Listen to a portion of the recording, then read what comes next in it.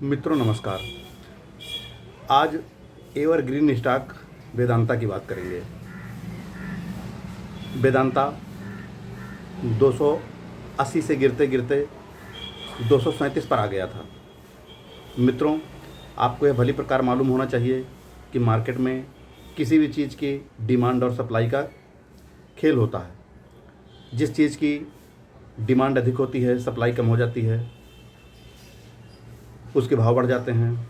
जिस चीज़ की सप्लाई अधिक हो जाती है, डिमांड कम हो जाती है, उसके भाव गिर जाते हैं। सेम कंडीशन में आप टमाटर को देख सकते हैं। सप्लाई कम है, डिमांड अधिक है, तो भाव उसके आसमान में चढ़ गए हैं। इसी प्रकार से यहाँ पर भी यही नियम लागू होता है कि एक झटके में ढेरों शेयर मार्केट में आ गए। इनके प्रमोटर ने, जो ट्विन स्टार होल्डिंग के नाम से हैं, उन्होंने 4.5% की होल्डिंग मार्केट में बेच दी, तो लिक्विडिटी बहुत ज़्यादा बढ़ गई। जितनी डिमांड है उससे ज़्यादा लिक्विडिटी बढ़ जाने के कारण भाव गिर गए, 237 तक गिरते गिरते आ गए। तो राय देने वाले ढेरों आ गए। टीवी में भी बहस चलने लगी कि अब ये तो बहुत नीचे चला जाएगा, 200 आ जाएगा, ऑल टाइम लो पर आ जाएगा। कोई 100 का भी टारगेट देने लगा। तो मित्रों, आप इन बरसाती मेढकों की जाल में मत फंसिए, इनके कहने पर मत आइए। यह एवरग्रीन स्टॉक है। आपने यह देखा सुना पढ़ा होगा कि दुनिया के जो सबसे बड़े इन्वेस्टमेंट करके धनपति बने हैं, वॉरेन बफेट, उन्होंने मात्र 16-17% की CAGR के अनुसार अपने रिटर्न निकाला हुआ है।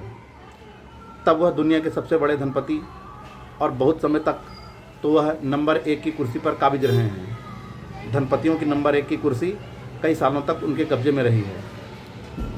दोस्तों, 350 लाख करोड़ रुपए के मालिक इस समय लगभग बताए जाते हैं। और अपने देश के बिग बुल कहे जाने वाले,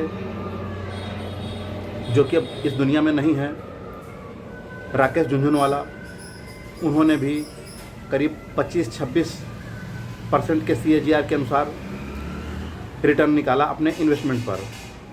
तब उन्होंने मात्र 60 साल की अवस्था में 45,000 करोड़ की विशाल संपत्ति अपनी खड़ी कर दी, एक विशाल किला खड़ा कर दिया। तो दोस्तों, आप समझ सकते हैं कि जब 15% से लेकर 25% का CAGR निकालने वाले इतने बड़े बड़े अंबार लगा देते हैं, तो अगर आप शेयर मार्केट से धनपति बनने निकले हैं, इन्वेस्टमेंट करके धनपति बनने निकले हैं, मिशन फाइनेंशियल फ्रीडम को अपने हाथ में लेकर के निकले हैं, तो मित्रों, यह अकेली कंपनी इससे ज़्यादा का रिटर्न निकाल करके डिविडेंड के रूप में दे रही है आपको। अभी आप डिविडेंड का यील्ड देखेंगे तो 41-42% का डिविडेंड यील्ड निकल के आ रहा है। यानी प्रति 100 रुपये में 41 से 42 रुपये। यह इतना ज़्यादा होता है कि आपको इसके भाव देखने की आवश्यकता नहीं है। इसका भाव कहीं भी रहे, इतना ज़्यादा प्रॉफिट कमाती है कंपनी कि वह डिविडेंड के रूप में जो दे देती है। तो धनवान बनने के लिए, मिशन फाइनेंशियल फ्रीडम में कामयाबी के लिए जितना रिटर्न चाहिए, जितने परसेंट चाहिए, जितने के CAGR से चाहिए, उससे अधिक यह डिविडेंड के रूप में दे रही है। इसलिए आपको पहली बात तो भाव देखने की आवश्यकता नहीं है।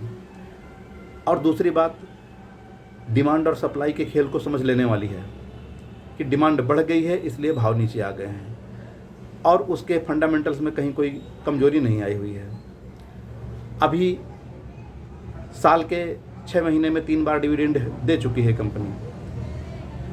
उम्मीद पूरी है कि दिसंबर तक कम से कम 1 बार डिविडेंड और देगी। तो मित्रों, आपको ऐसी मजबूत कंपनी में अपनी जो होल्डिंग है उसको बिल्कुल मजबूत पकड़ कर रखनी चाहिए। बिल्कुल निकालने के बारे में सोचना ही नहीं चाहिए। बल्कि जो डिविडेंड इससे मिलता है उस डिविडेंड से इसी की होल्डिंग और बढ़ाते रहना चाहिए। मित्रों, ऐसी नायाब कंपनी बार बार नहीं मिलती है। रही बात इसके लोन की, ऋण की, तो वह इतना अधिक नहीं है जितना बढ़ा चढ़ाकर बताया जा रहा है। अगर यह कंपनी, इसके प्रमोटर 1 साल का डिविडेंड रोक लें, कर चुकाने पर लगा दें, तो कंपनी कर्ज मुक्त हो सकती है। किंतु सरकार की हिस्सेदारी बहुत बड़ी है, तो सरकार डिविडेंड देने के लिए मजबूर कर देती है, क्योंकि सरकार को तो हर हाल में खर्च के लिए पैसे चाहिए।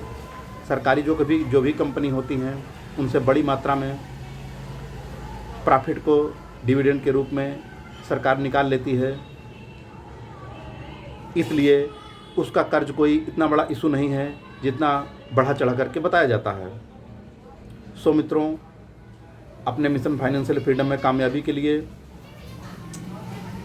धन कुबेर बनने के लिए जो भी आपके पास होल्डिंग है उसको बराबर बनाए रखिए, और जो भी संभव हो अभी इस रेट पर, जो कि आज 244 पर आ चुका है, यह अच्छे संकेत हैं। आज हरे ही हरे निशान में रहा है, सिर्फ ऊपर की ओर गया है, तो यह धीरे धीरे रिकवर होके फिर वहीं पे आ जाएगा, 280 पे आ जाएगा। तो जो भी संभव हो क्वांटिटी, आपके पास में जो भी जेब अलाउ करती हो, इसमें क्वांटिटी और ऐड कर लीजिए, बढ़ा लीजिए, बेफिक्र रहिए। इस थोड़े से डर के आगे जीत ही जीत है मित्रों। जय हिंद।